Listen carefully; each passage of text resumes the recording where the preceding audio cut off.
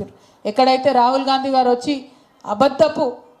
అబద్ధపు అంశాలను ముందుకు తీసుకొచ్చి విద్యార్థులను కన్ఫ్యూజన్ గురి చేసి దొంగ మాటలు చెప్పి దొంగ ప్రమాణాలు చేసి ఓట్లు తెచ్చుకున్నారు. ఆ తర్వాత కనీసం హైదరాబాద్కు రాకుండా పారిపోయినటువంటి సందర్భం. ఈ 2 ఏళ్లలో ఒక 100 సార్లు అడిగినాం మేము రాహుల్ గాంధీ గారి గురించి. మీరు కాన్స్టిట్యూషన్ పట్టుకొని తిరుగుతా అన్నారు రాహుల్ గాంధీ గారు. ఇక్కడ బీసీలకు 42% రిజర్వేషన్లు అన్నారు, ఇస్తలేరు. కనీసం ఈ మాట మీరు పార్లమెంట్లో మాట్లాడమంటే రాహుల్ గాంధీ గారికి నోరు రాదు, సోనియా గాంధీ గారికి నోరు రాదు, ప్రియాంక గాంధీ గారికి నోరు రాదు. ఇక్కడ వీళ్ళు బిల్లు పాస్ చేసిండ్రు, ప్రెసిడెంట్ దగ్గర ఆగిపోయింది. కనీసం ఒక్కసారి మీరు బడుగుల పక్షాన పార్లమెంట్లో వాయిస్ రేజ్ చేయండి అంటే వాళ్ళు ఎవ్వరికి కూడా నోరు రానటువంటి పరిస్థితి. ఇక్కడున్న నాయకులు మాయ మాటలు చెప్తూ ఉంటారు. ఢిల్లీలో జరగాల్సిన పనికి వీళ్ళు గల్లీ మాటలు చెప్తారు తప్పితే ఢిల్లీలో పరిష్కారం ఎట్లా చూపిద్దామని మాత్రం ఆలోచన చేస్తలేరు. ఇవన్నీ మీకు ఎందుకు చెప్తా ఉన్నా అంటే మీలో ప్రతి ఒక్కరిలో ఒక మేధావి ఉన్నాడు, మీకు విషయ పరిజ్ఞానం ఉన్నది, ఒక మాట చెప్తే అర్థమవుతుంది, చట్టాలు ఎట్లా పనిచేస్తే మీకు తెలుస్తాయి. కాబట్టే ఈ డీటెయిల్స్ చెప్తా ఉన్నాం. నేను ఉట్టిగానే అలిగేషన్స్ వేస్తలేను. ఈ 2 ఏళ్లలో చేసిన అనేక పోరాటాలలో ఎక్కడా కూడా కాంగ్రెస్ పార్టీ యొక్క ఢిల్లీ పెద్దలు మనకు కలిసి రాలేదు. ఇక్కడ అధికారంలోకి వచ్చిన తర్వాత కంప్లీట్ ఇగ్నోర్ చేసిరు మనని. కంప్లీట్ తెలంగాణ ఇంట్రెస్ట్లు, అందులో తెలంగాణ పిల్లల ఇంట్రెస్ట్ కంప్లీట్గా ఇగ్నోర్ చేసిరు. అందుకోసమే ఇవాళ బలంగా ఒక స్టాండ్ తీసుకున్నాం. ఖచ్చితంగా నిరుద్యోగుల పక్షాన్ని నిలబడతాం. టీజీపీఎస్సీ ప్రక్షాళన జరిగేంత వరకు కూడా వెంటబడతాం. ఏదైతే మనం జాబ్ క్యాలెండర్ ఇస్తామని ప్రామిస్ చేసినరో అది ఇచ్చేంత వరకు కూడా వెంటబడతాం. ఈ జీవో 29 ఏదైతే రిజర్వేషన్లన్నీ తీసేటటువంటి కుట్ర కాంగ్రెస్ పార్టీ చేస్తూ ఉందో అది రద్దు చేసే వరకు కూడా వెంటబడతాం. ఏ ఒక్కరిని కూడా వదిలిపెట్టాం. ప్రజాక్షేత్రంలో నిలదీస్తూనే ఉంటాం. మన తెలంగాణలోకి ఒక మంచి గుణం ఉన్నది. విషయం అర్థమయ్యేదాకానే జర సైలెంట్ ఉంటాం మనం. విషయం అర్థమై మనసుకు పట్టిందంటే మనల్ని ఎవరు పట్టలేరు ఇక. సో ఆ ప్రయత్నం ఖచ్చితంగా చేస్తాం. అది హైదరాబాద్ కేంద్రంగా కాదు, అన్ని జిల్లా కేంద్రాలలో కూడా చేస్తాం. జిల్లాకు పోతాం, అక్కడ అందరు కూడా ప్రజలకు అర్థమయ్యేలాగా చెప్తాం. ఒక్కసారి ఊర్లలో ఉన్నటువంటి మన వాళ్లకు విషయం అర్థమైందంటే మోసపోతున్నామని తెలిసిందంటే ఒక ఉప్పెన అవుతుంది. నేపాల్ కూడా ఎందుకు పనికిరాదు దాని ముంగట. మొన్న నేపాల్లో జరిగిన ఉద్యమాలు చెప్తా ఉన్నారు, కానీ మన తెలంగాణ ఉద్యమాల గురించి ఇప్పటికి కూడా రష్యన్ యూనివర్సిటీలలో కథలుగా చెప్పుకుంటారు, పాఠాలు చెప్పుకుంటారు. కాబట్టి మనం ఎవ్వరికీ తక్కువ కాదు, వారిని తలదన్నే ఉద్యమం చేద్దాం. కాకపోతే మేము తెలంగాణలో కొట్లాడినప్పుడు ఏమనుకున్నామంటే, తెలంగాణ కోసం కొట్లాడినప్పుడు మా బిడ్డలు రేపటి నాడు కడుపులో చల్లగదలకుండా ఫ్యాన్ కింద కూర్చొని ఏసీలో సచివాలయంలో ఉద్యోగాలు చేస్తారనుకున్నాం. ఇట్లా రోడ్ల మీద పడి ఉద్యమాలు చేస్తారని నిజంగా అనుకోలే. బాధ అవుతుంచాలి. మా జనరేషన్ పోతే పోయింది, కానీ ఫ్యూచర్ జనరేషన్లు ఇట్లా ఉండొద్దు అనుకున్నాం. ఎందుకంటే ఒక్కొక్క అన్యాయం మాకు అప్పుడు అందరు కూడా ఎక్స్ప్లెయిన్ చేస్తూ ఉంటే కడుపు రగిలి ఉద్యమాలలోకి వచ్చినాం మేము. నాకేమి వేరే వ్యాపకం లేక కాదు, నాకేం వేరే పని లేక కాదు, వచ్చింది ఎందుకంటే కడుపు రగిలి ఫ్యూచర్ జనరేషన్స్ బాగుంటాయని వచ్చినాం. ఇప్పుడు ఈ ఫ్యూచర్ జనరేషన్ కూడా కొట్లాడాలంటే ఇంక ఏ జనరేషన్ హ్యాపీగా ఉంటుంది తెలంగాణలో? ఒక్కసారి ఆలోచించుకోవాలి మీరందరూ. ఒక 100 ఏండ్ల తెలంగాణ చరిత్ర చూస్తే కంప్లీట్ పోరాటమే, కంప్లీట్ రక్తంతో దలిచింది మన నేల. ఎన్నడూ కూడా సంతోషంగా లేదు. ఇంకా కూడా మీరు కొట్లాడాల్సి రావడం నిజంగా బాధాకరం. నేను ఇక్కడ ఉన్నటువంటి నిరుద్యోగ మిత్రులందరికీ కూడా మాట ఇస్తూ ఉన్నా, మీరు నిజంగా ఎగ్జామ్స్కే ప్రిపేర్ కండి. మీ తరఫున మేము కొట్లాడతాం, మీ తరఫున మేము గల్లీకి పోతాం. ఎందుకంటే మీరు వచ్చి కొట్లాడడానికి తెలంగాణ తెచ్చుకోవాలి, మీరు వచ్చి ఎర్రటెండలో కూర్చొని ధర్నాలు చేయడానికి తెలంగాణ తెచ్చుకోలే. మేము కొట్లాడతాం మీ పక్షాన, మేము పోయి ఊరూరులో జాగృతం చేస్తాం. మీరు చదువుకోండి, దృష్టి దాని మీద పెట్టండి, ఉద్యోగాలు తెచ్చుకోండి. రేపటి తెలంగాణ భవిష్యత్తు ఎట్లా మళ్ళాలనేటటువంటి దాని మీద ఆలోచన చేయండి. ఇందాక తమ్ముడు మన ఉపేందర్ మంచి మాట చెప్పిండు.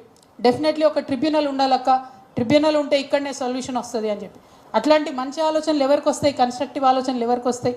చదువుకున్న వాళ్ళకి, ఆలోచన పరులకు వస్తాయి. సో మీ ఆలోచన రేపటి తెలంగాణ భవిష్యత్ నిర్మాణానికి అవసరం అని చెప్పి నేను మనస్ఫూర్తిగా నమ్ముతా ఉన్నాను. మీరు అక్కడ నిర్ణయాలు తీసుకునే దగ్గర ఉండాలి, మీరు కలెక్టర్లుగా ఉండాలి, మీరు ఆర్డీఓలుగా ఉండాలి, మీరు డిఎస్పీలుగా ఉండాలని ఒక అమ్మగా నేను చెప్తా ఉన్నా, ఒక అక్కగా కూడా కాదు. కాబట్టి మీకోసం అహర్నిశలు కొట్లాడతాం. మీరు ఏదైతే నన్ను 2-3 మాటలు అడిగినరో ఖచ్చితంగా మా లీగల్ వింగ్ ఏదైతే ఉన్నదో, మా నరేందర్ యాదవ్ గారు ఉన్నాడు, ఆయన పేరు పెట్టడమే ఒక మంచి పేరు పెట్టిండు. లీగల్ ఎయిడ్ వారియర్స్ అంట, టీజే లా. మేము వారియర్స్ లాగా కొట్లాడతాం అక్క అని చెప్పి మా న్యాయ విభాగానికి టీజే లా అని పేరు పెట్టినాం. దానిలో ఇప్పటికే దాదాపుగా ఒక 50 మంది పైచిల్కు లాయర్స్ ఉన్నారు. ఇంకా అడిషనల్గా యాడ్ చేస్తాం. మీకు ఏదన్నా కేసులు ఉన్నప్పుడు సీనియర్స్ కావాలంటే వారి సలహాల సూచనల మేరకు అన్ని రకాలుగా సపోర్ట్ ఉంటామని కూడా ఈ సందర్భంగా తెలియజేస్తూ ఉన్నాను. ఎట్ ద సేమ్ టైం మరి నిరుద్యోగులకు సంబంధించి అన్నిటికన్నా ఇంపార్టెంట్ ఇష్యూ, నాకు పర్సనల్గా బాగా బాధ అనిపించే ఇష్యూ, నేను తెలుగు భాషను బాగా అభిమానిస్తాను, తెలుగు బాగుండాలని కోరుకుంటా. మన రాష్ట్రాల్లో పరిపాలనే కాదు, న్యాయస్థానాల్లో తీర్పులు కూడా తెలుగులో ఉండాలని కోరుకునేటటువంటి వ్యక్తిని నేను. మరి ఇవాళ తెలుగులో ఎగ్జామ్ రాస్తే మార్కులు వస్తలేవంటే, తెలుగులో ఎగ్జామ్ రాస్తే ఉద్యోగాలు వస్తలేవంటే ఏడికి పోవాలి మనం? ఇప్పటికే న్యాయమూర్తులకు తెలుగు రాక న్యాయం అందుతలేదు ప్రజలకని నెత్తి నోరు బాదుకుంటున్నాం మనం. గ్రామాల్లో ఉన్నటువంటి ఒక్క మనిషి కూడా కోర్టు అంటే భయపడతారు, కసీర్ అంటే భయపడతారు. ఎందుకంటే వాళ్ళు ఏం మాట్లాడతారో మనకు అర్థం కాదు. మరి ఇదే ఒరవడి కొనసాగిస్తూ ఇంగ్లీష్ వచ్చినోని తీసుకుపోయి రేపు గ్రామాలలో జిల్లా కేంద్రాల్లో పనిచేయమంటే మన ఊర్లో ఉన్న ప్రజల బాధ వాళ్ళకి ఎట్లా అర్థమవుతుంది? ఖచ్చితంగా గ్రూప్ 1 ఎగ్జామ్స్ తెలుగులో రావాలి. ఏవైతే ఫండమెంటల్ మిస్టేక్స్ జరిగినాయో, కనీసం తెలుగు పేపర్ లేకుండా క్వాలిఫైయింగ్ ఎగ్జామ్ ఏదైతే పెట్టినరో ఆ బేసిస్ మీద కూడా మనం న్యాయస్థానాల్లో పోరాటం చేద్దాం. తెలుగు మీడియం వచ్చిన వాళ్ళని ఫిల్టర్ చేసేటటువంటి ఈ ప్రక్రియను కూడా ప్రశ్నిద్దాం. తప్పకుండా తెలుగు మీడియం అదేవిధంగా ఉర్దూ మీడియంలో రాసినటువంటి వాళ్ళందరికీ కూడా న్యాయం జరిగే వరకు పోరాటం చేద్దామని ఈ సందర్భంగా మీకు తెలియజేస్తూ, మరి రౌండ్ టేబుల్ కాన్ఫరెన్స్ అంటే జనరల్గా జాగృతి నుండి ఎప్పుడు రౌండ్ టేబుల్ కాన్ఫరెన్స్ పెట్టినా చివరిలో తీర్మానాలు చేసి ఆ తీర్మానాల ప్రతిని గవర్నర్ గారికి పంపుతాం, ముఖ్యమంత్రి గారికి పంపుతాం. ఇక్కడ వచ్చిన వాళ్ళందరూ కూడా సంతకాలు సేకరణ చేసుకొని కూడా పంపడం జరుగుతుంది. సో తీర్మానాలలో ఒక 5 ప్రపోజల్స్ మన వాళ్ళు రాయడం జరిగింది. అయితే ఇందులో తీర్మానాలలో ప్రధానంగా ఇవాళ ఎజెండా అయినటువంటి వెంటనే ప్రభుత్వం గ్రూప్ 1 నియామకాలను రద్దు చేయాలని, తిరిగి prelims and mains exams conduct చేయాలని మొదటి తీర్మానం చేస్తూ ఉన్నాం. మీకు అందరికి సమ్మతమేనా? జై తెలంగాణ. అట్లానే ఏదైతే ఈ అన్యాయం జరిగినటువంటి గ్రూప్ 1కి సంబంధించి రిజల్ట్స్ ఉన్నాయో వాటి కోసం న్యాయస్థానాల్లో పోరాటాన్ని చివరికంటా కొనసాగిస్తామని రెండో తీర్మానం చేస్తూ ఉన్నాం. మూడవది వెంటనే జాబ్ క్యాలెండర్ ప్రకటించాలని చెప్పి మనం తీర్మానం చేస్తూ ఉన్నాం. నాలుగవది 2 లక్షల ఉద్యోగాల సాధన కోసం పూర్తి స్థాయిలో రాష్ట్ర వ్యాప్తంగా కార్యక్రమాలు నిర్వహిస్తామని చెప్పి తీర్మానం చేస్తూ ఉన్నాం.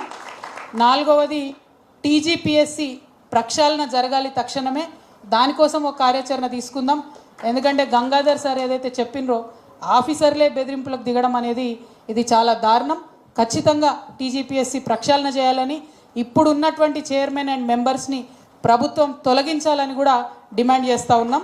ఇక చివరిది రిజర్వేషన్లను మనకు రద్దు చేసి రిజర్వేషన్లను పోగొడుతున్నటువంటి జీవో 29ని వెంటనే రద్దు చేయాలని కూడా ప్రభుత్వాన్ని మేము డిమాండ్ చేస్తూ ఉన్నాం.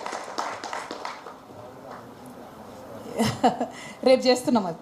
రాహుల్ గాంధీ మీటింగ్ పెట్టినటువంటి చిక్కడపల్లి ఆర్టీసీ క్రాస్ రోడ్స్ దగ్గర రేపు వంట వార్పును నిర్వహిస్తూ ఉన్నాం. కాబట్టి పెద్ద ఎత్తున మన వాళ్ళందరూ కూడా హాజరవ్వాలని చెప్పి కోరుతూ ఉన్నాం.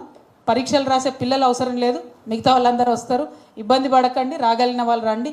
మేము మిగతా తెలంగాణ వాదులను మీకోసం కొట్లాడే వాళ్ళందరినీ కూడా కూడగట్టి పెద్ద ఎత్తున